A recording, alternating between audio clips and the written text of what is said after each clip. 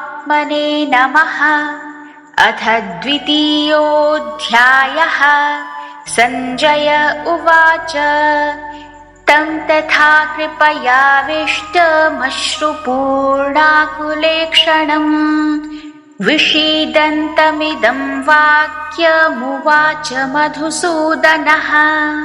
Sanjay said, seeing Arjuna full of compassion and very sorrowful, his eyes brimming with tears, Madhusudana, Shri Krishna spoke the following words. Shri Bhagavanuvacha kutestvakashmalamidam vishame samupasthitam anaryajushtamaswargyamakirtikaram Arjuna. The Supreme Person, Bhagwan, said, O my dear Arjuna, how have these impurities come upon you? They are not at all befitting a man who knows the progressive values of life. They do not lead to higher planets, but to infamy. The Supreme Person said, O my dear Arjuna, how have these impurities come upon you? They are not at all befitting a man who knows the progressive values of life. They do not lead to higher planets, but to infamy. Klaibyam asmagamah partha naitattvayupapadyate kshudram hridaya daurbalyam tyaktvottishta parantapa. O son of Pritha, do not yield to this degrading impotence.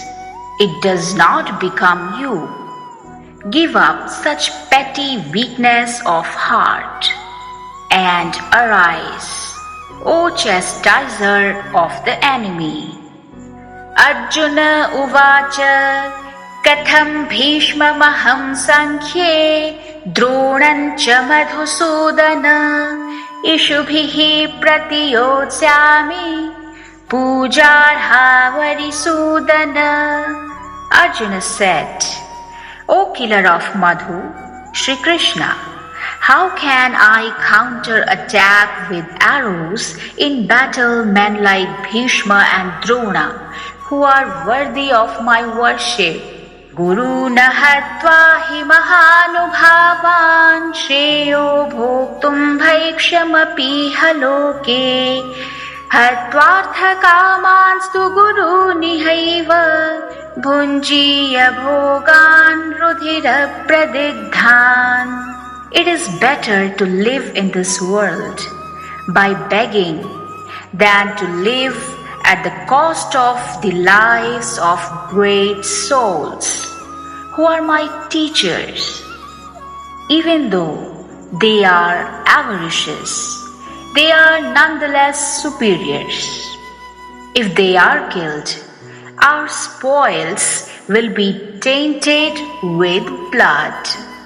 Na chaitad vidmah kataranno gariyo yadva jayeva yadivano jayeyuhu yaneva hatva na jijivishamastev sthitah pramukhe dhartarashtrah. Nor do we know which is better, conquering them or being conquered by them. The sons of Dhritarashtra, whom if we killed, we should not care to live, are now standing before us on this battlefield. Karparnya doshopahata swabhavaha prichhami tvam dharma sammudha chetah yachreyah syan nishchitam bruhitan me Shishyasteham shadhimam tvam prapannam. Now I am confused about my duty and have lost all composure. because of weakness. In this condition, I am asking you to tell me clearly what is best for me. Now I am your disciple and a soul surrendered unto you. Please instruct me. Nahi prapashyami mamapanudhyat yacchokamuccoshanamindriyanam avapya bhumavasapatnamriddham rajyam suranamapi chadhipatyam. I can find no means to drive away this grief which is drying up my senses. I'll not be able to destroy it, even if I win an unrivaled kingdom on the earth with sovereignty like that of the demigods in heaven. Sanjaya uvacha evamuktvā hrishikesham gudakeshah parantapa na yotsya iti govindam uktva tushnim babhuvaha. Sanjay said, having spoken thus, Arjuna, chastiser of enemies, told Krishna, Govinda, I shall not fight, and fell silent. Tamuvacha Hrishikeshaha prahasanniva bharata senayorubhayor madhye vishidantamidam vachaha. O descendant of Bharata, at that time Krishna, smiling in the midst of both the armies, spoke the following words to the grief-stricken Arjuna. Shri Bhagawanuvacha Ashochanan-vashochastvam pragyavadascha bhashase gatasu nagatasuscha nanushocanti panditah. The blessed Lord said, while speaking learned words, you are mourning for what is not worthy of grief. Those who are wise lament neither for the living nor the dead. Natvevaham jatu nasam natvam neme janadhipah na chaiva na bhavishyamaha sarve vayamatah param. Never was there a time when I did not exist, nor you, nor all these kings, nor in the future shall any of us cease to be. Dehinosmin yatha dehe kaumaram yauvanam jara tatha dehantara praptir dhirastatra namuhyati. As the embodied soul continually passes in this body from boyhood to youth to old age, the soul similarly passes into another body at death. The self-realized soul is not bewildered by such a change. Matra sparshastu kaunteya shitoshna sukha dukhadah agamapayino nityastanstitikshasva bharata.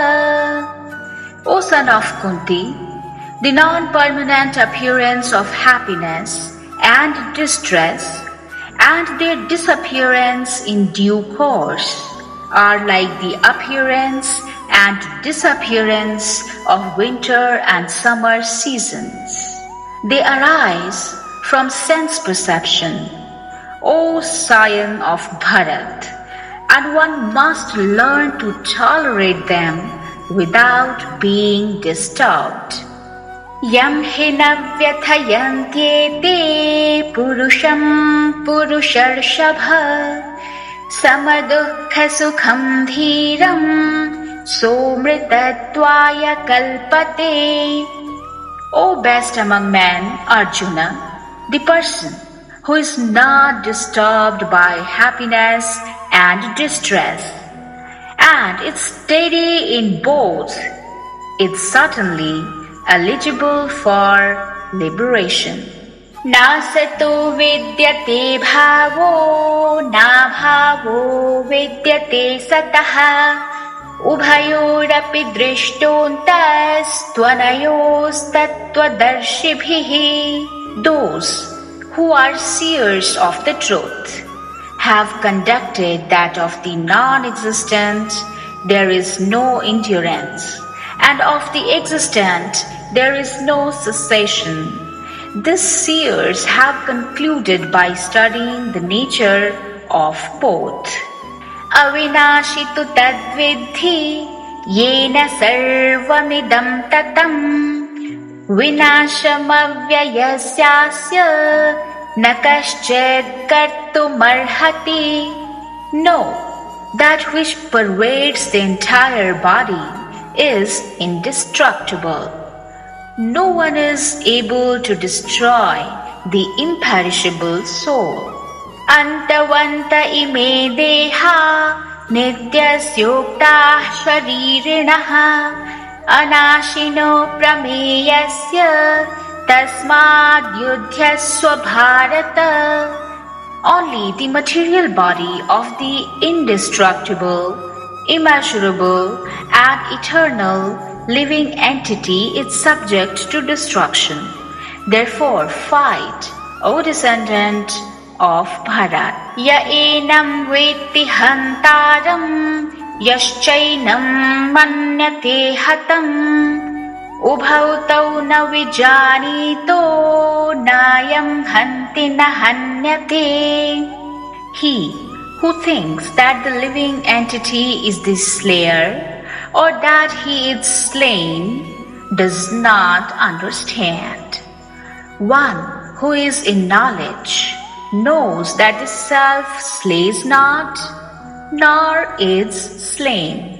Na jayate mriyate va kadachin nayam bhutva bhavita va na bhuyah.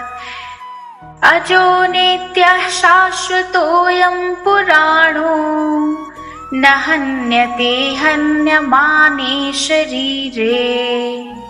For the soul there is never birth nor death, nor having once been does he ever cease to be.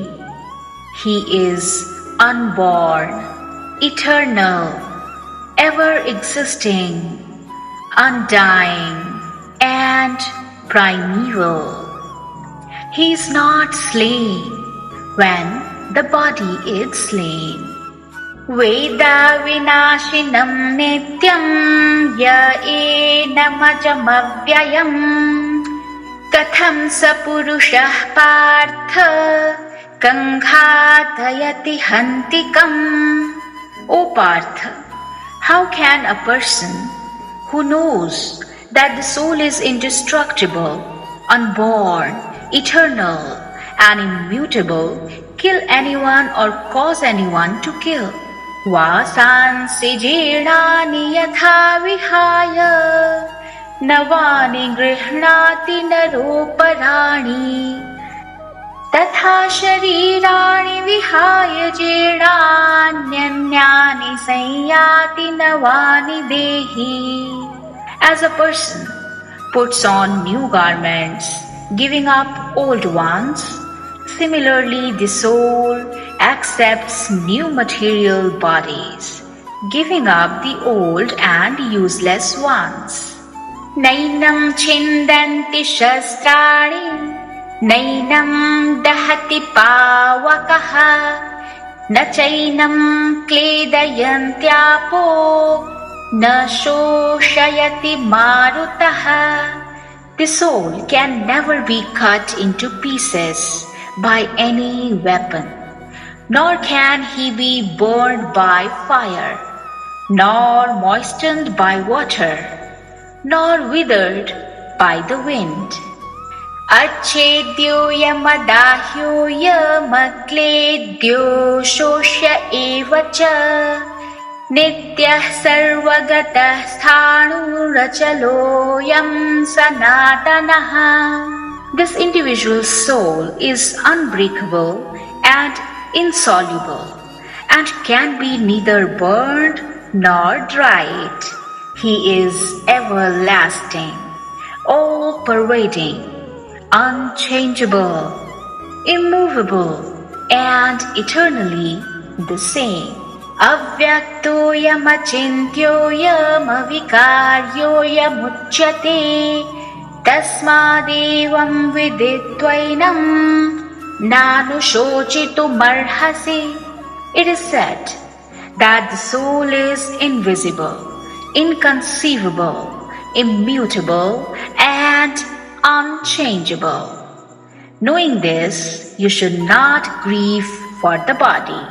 अथ चैनं नित्यजातं नित्यं वा मन्यसे मृतम् तथापि त्वं महाबाहो नैवं शोचितुमर्हसि.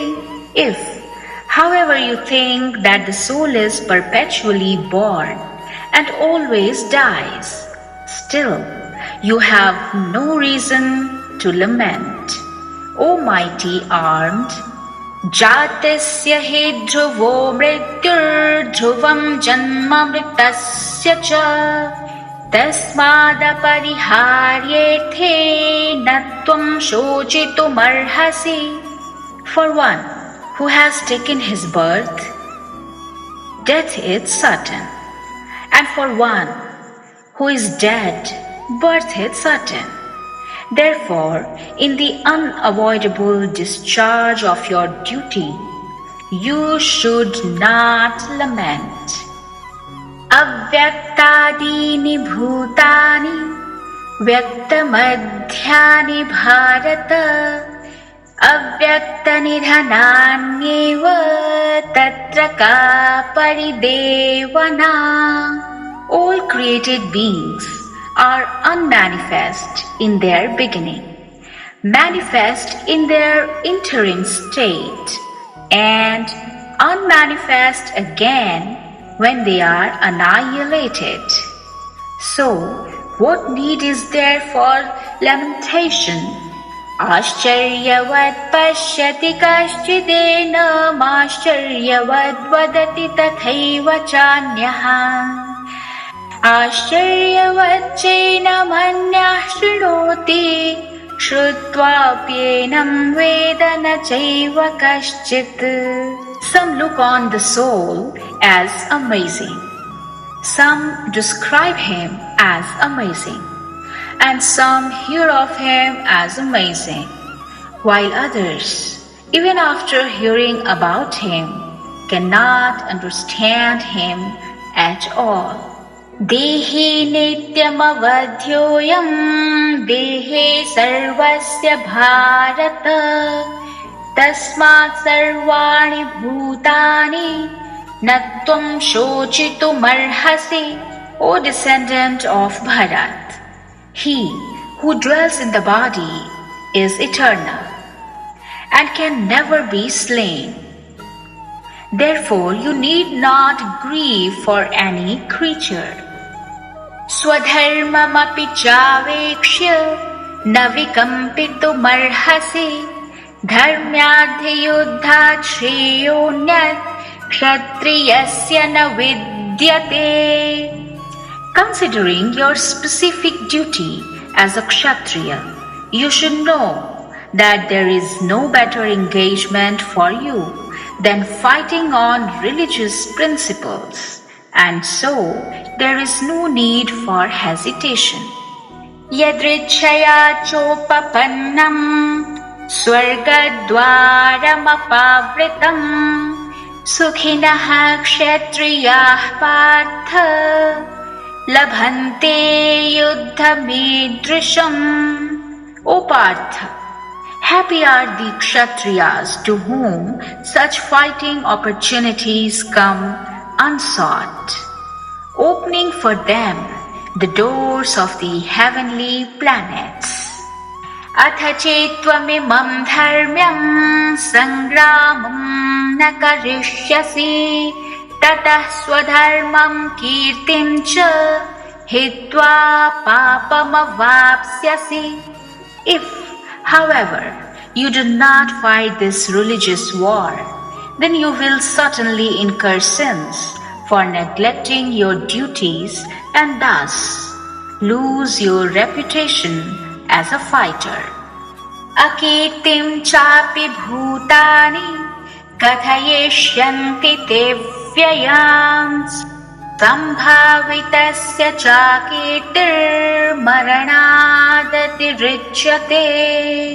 People will always speak of your infamy, and for one who has been honored, dishonor is worse than death.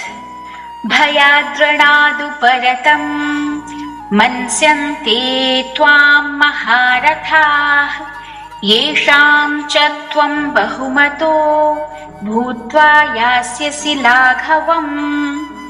The great generals who have highly esteemed your name and fame will think that you have left the battlefield out of fear only, and thus they will consider you a coward. अवाच्य वादांश्च बहून् वदिष्यन्ति तवाहिताः निन्दन्तस्तव सामर्थ्यं ततो दुःखतरं नु किम्. Your enemies will describe you in many unkind words and scorn your ability. What could be more painful for you? हतो वा प्राप्स्यसि स्वर्गं जित्वा वा भोक्ष्यसि महीम् तस्मादुत्तिष्ठ कौन्तेय युद्धाय कृतनिश्चयः. O son of Kunti, either you will be killed on the battlefield and attain the heavenly planets, or you will conquer and enjoy the earthly kingdom. Therefore, get up and fight with determination. Sukha dukhe same kritva labha labhau jaya jayau tato yuddhaya yujyasva naivam papamavapsyasi. Do thou fight for the sake of fighting, without considering happiness or distress, loss or gain, victory or defeat, and by doing so you shall never incur sin. Esha te bhihita sankhye buddhir yoge tvamam shranu बुद्ध्या युक्तो यया पार्थ कर्मबन्धं प्रहास्यसि. Thus far I have declared to you the analytical knowledge of Sankhya philosophy. Now listen to the knowledge of yoga, whereby one works without fruitive result. O son of Pritha, when you act by such intelligence, you can free yourself from the bondage of works. Nehabhikramanashosti pratyavayo na vidyate swalpamabhyasya dharmasya trayate mahato bhayat. In this endeavor, there is no loss or diminution, and a little advancement on this path can protect one from the most dangerous type of fear. Vyavasayatmika buddhirekeha kuru nandana bahushakha hyanantascha buddhayo vyavasayinam.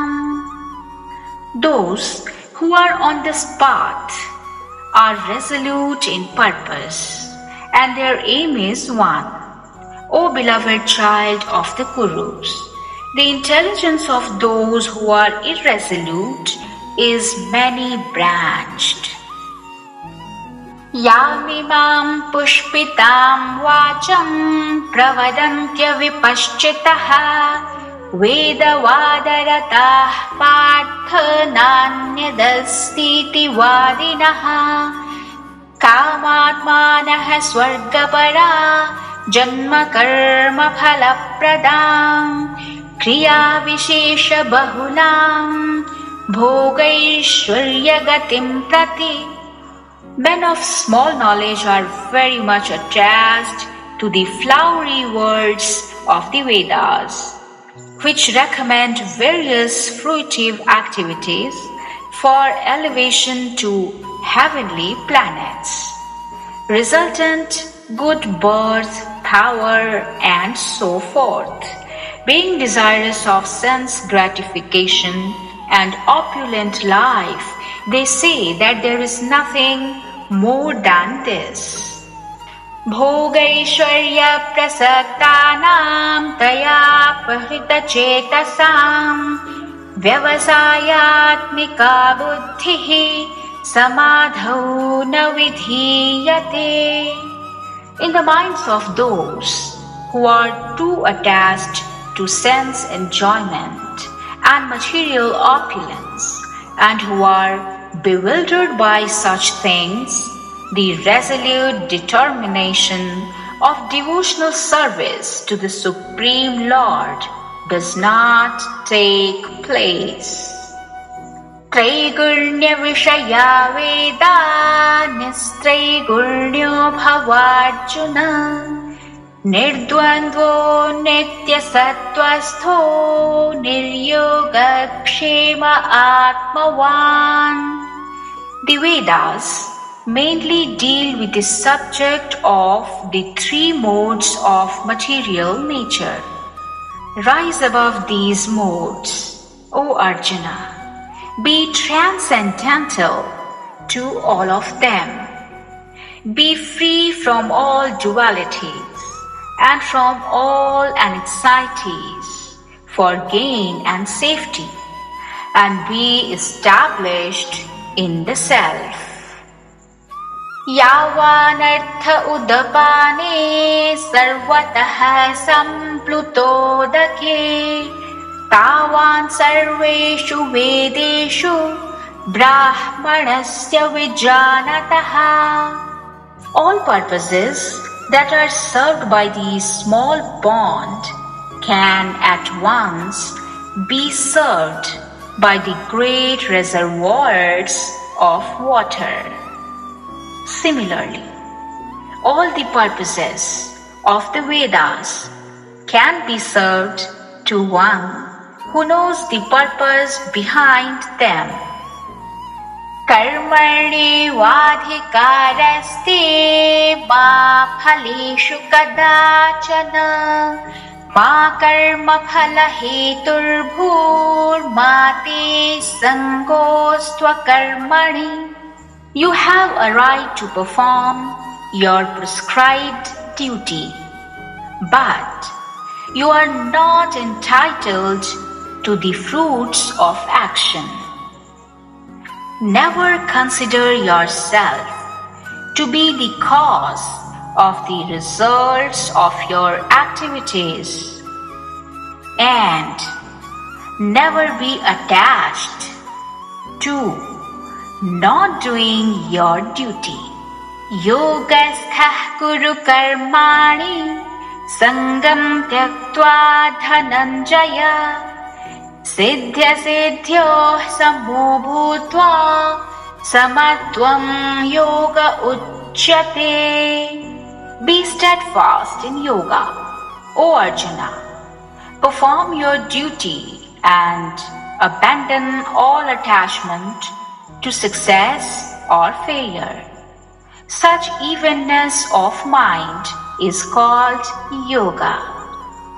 Durena hyavaram karma buddhi yoga dhananjaya Buddhau sharanamannviccha kripanah phalahetavaha. O Dhananjaya, rid yourself of all fruitive activities by devotional service and surrender fully to that consciousness. Those who want to enjoy the fruits of their work are misers. Buddhiyukto jahatiha ubhe sukrita dushkrute tasmad yogaya yujyasva yogah karmasu kaushalam. A man engaged in devotional service rids himself of both good and bad actions, even in this life. Therefore, strive for yoga, O Arjuna, which is the art of all work. Karmajam buddhi yuktahi phalam tyaktva manishinaha janma bandha vinirmukta padam gacchantyannamayam. The wise engaged in devotional service take refuge in the Lord and free themselves from the cycle of birth and death by renouncing the fruits of action in the material world. In this way they can attain that state beyond all miseries. Yada te moha kalilam buddhir vyatitarishyati tada gantasi nirvedam shrutavyasya shrutasya cha. When your intelligence has passed out of the dense forest of delusion, you shall become indifferent to all that has been heard and all that is to be heard. Shruti vipratipanna te yada sthasyati nischala samadhavachala buddhistada yogamavapsyasi.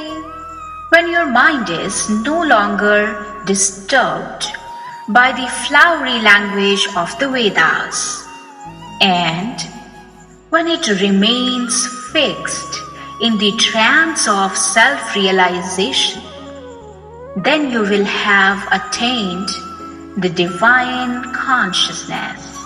Arjuna uvacha sthita pragyasya ka bhasha samadhisthasya keshava sthitadhi kim prabhasheta kimasita prajeta kim. Arjuna said, what are the symptoms of one whose consciousness is thus merged in transcendence? How does he speak? And what is his language? How does he sit? And how does he walk? Shri Bhagavan Uvacha Prajahati yada kaman sarvan parthamanugatan atmanevatmana tushtaha sthita pragyastadochyate. The blessed Lord said, O Partha, when a man gives up all varieties of sense desire which arise from mental concoction, and when his mind finds satisfaction in the self alone, then he is said to be in pure transcendental consciousness.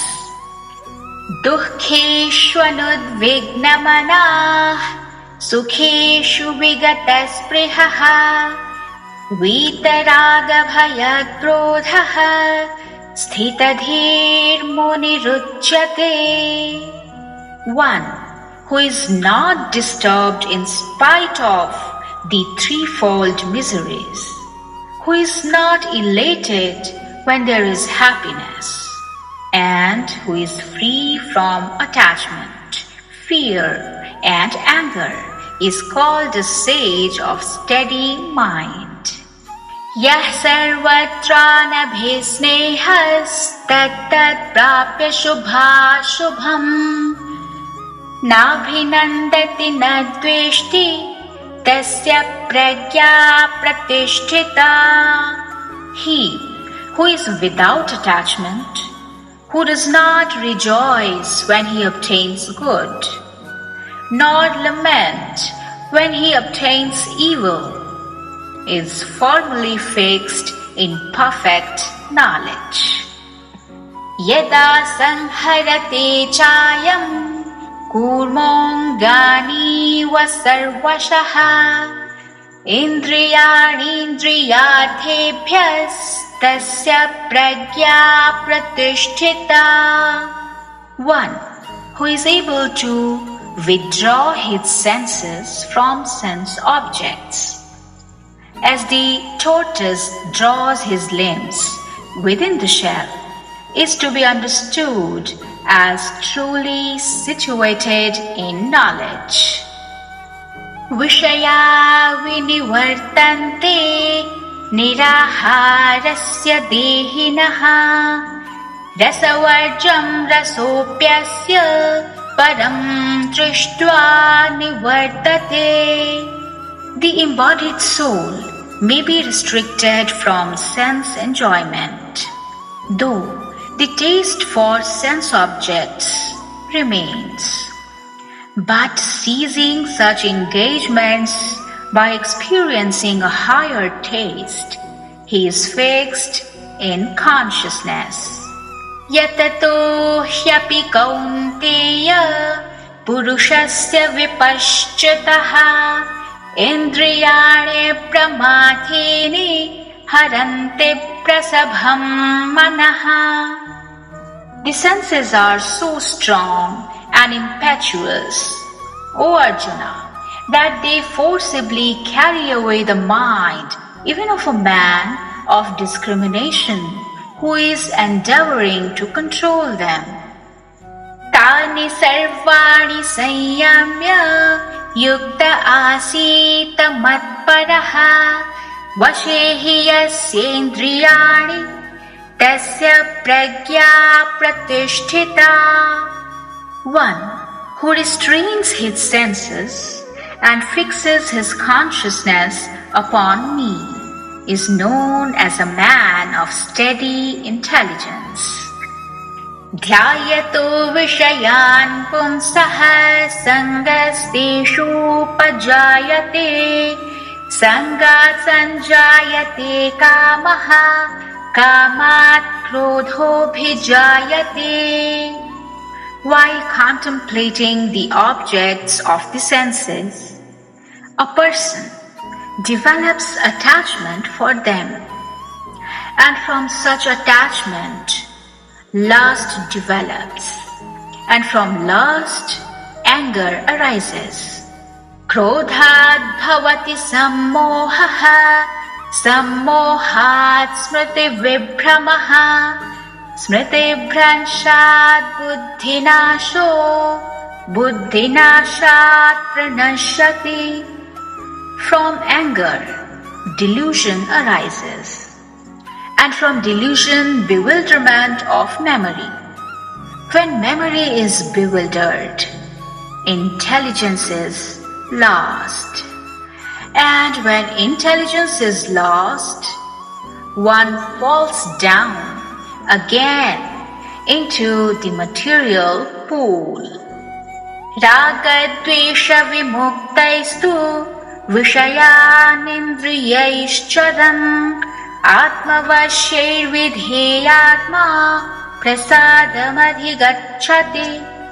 One who can control his senses by practicing the regulated principles of freedom can obtain the complete mercy of the Lord and thus become free from all attachment and aversion.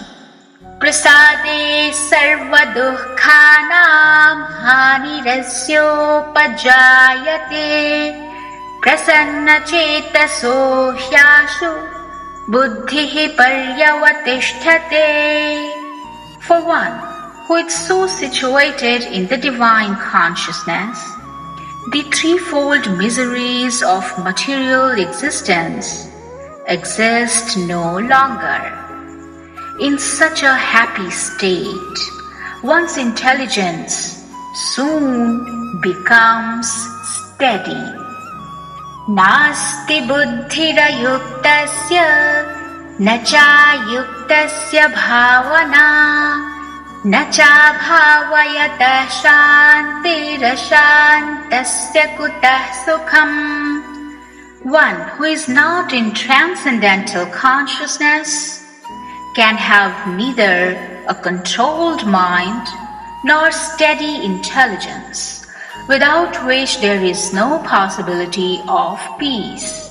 And how can there be any happiness without peace? Indriyanam hi charatam yanmanonu vidhiyate tadasya harate pragyam vayurnavamivam bhase. As a boat on the water, it's swept away by a strong wind. Even one of the senses on which the mind focuses can carry away a man's intelligence. Tasmadyasya mahabaho nigrihitani sarvashaha indriyani indriyarthebhyas tasya pragya pratisthita. Therefore, O mighty art, one whose senses are restrained from their objects is certainly of steady intelligence.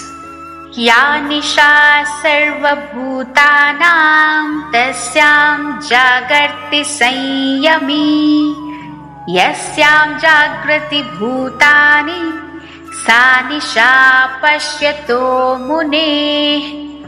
What is night for all beings is the time of awakening for the self-controlled, and the time of awakening for all beings is night for the introspective sage.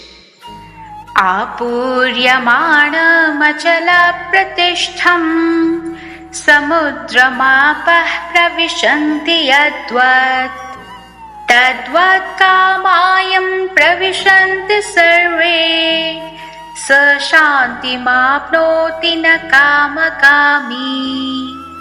A person who is not disturbed by the incessant flow of desires that enter like rivers into the ocean, which is ever being filled but is always still, can alone achieve peace, and not the man who strives to satisfy such desires. Vihaya kamanyah sarvan pumanscharati nisprihaha nirmamo nirahankaraha sashantimadhigacchati. A person who has given up all desires for sense gratification, who lives free from desires, who has given up all sense of proprietorship and is devoid of false ego, he alone can attain real peace. Esha brahmi sthiteh partha nainam prapya vimuhyate sthitva syamanta kalepi brahma nirvana mricchate. That is the way of this spiritual and godly life, after attaining which a man is not bewildered. Being so situated, even at the hour of death, one can enter into the kingdom of God.